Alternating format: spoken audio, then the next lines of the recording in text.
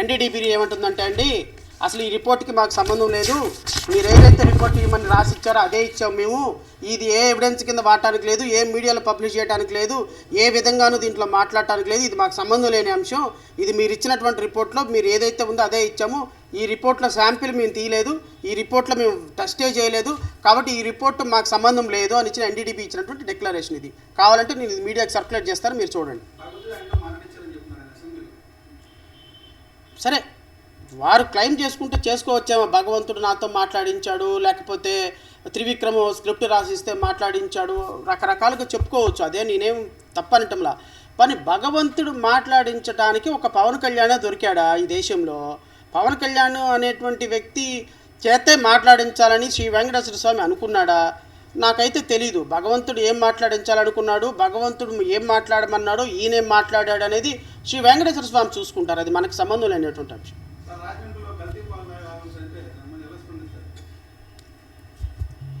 Sir, రాజమండ్రిలో కల్తీ పాలు కాదు, రాష్ట్ర వ్యాప్తంగా హెరిటేజ్ నుంచి లేకపోతే కొన్ని సంస్థల నుంచి వస్తున్నటువంటి పాలు పూర్తిగా కల్తీ.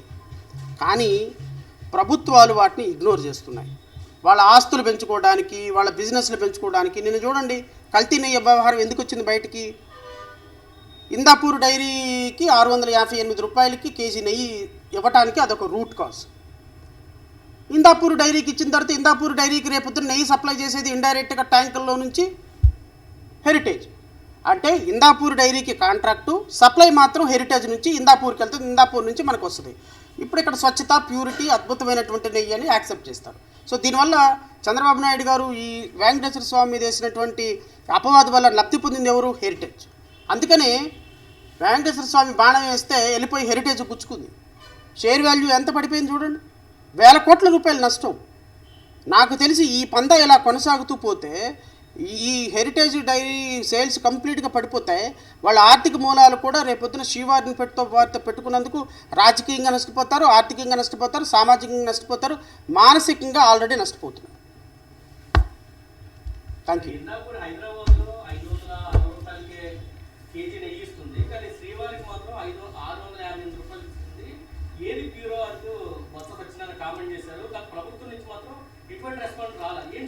సార్,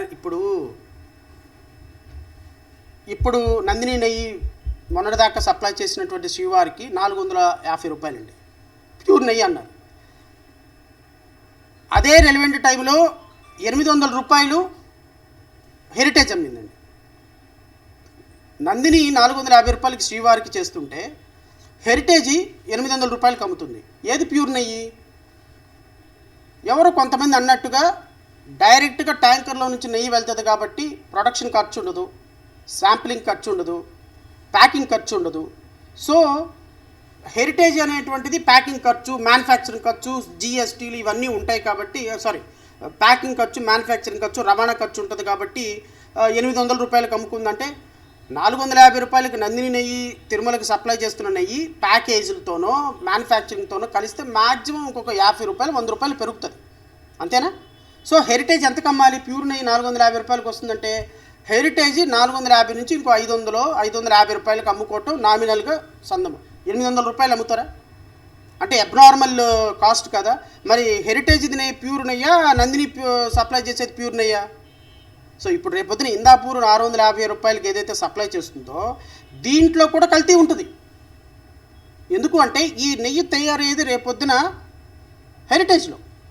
హెరిటేజ్లో తయారయ్యే నెయ్యి ఇందాపూరుడికి డెలివరీ అయ్యి ఇందాపూర్ నుంచి తిరుపతికి వస్తుంది. ఇది కాన్స్పిరసీ.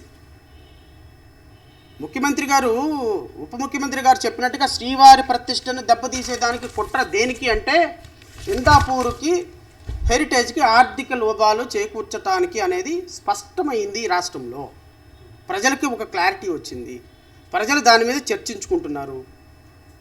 ఇంకా దీని మీద పెద్దగా ప్రజలకు స్పష్టత ఇవ్వాల్సిన అవసరం ఏముంది? అందుకోసమని ఈ రాద్ధాంతం అంతా.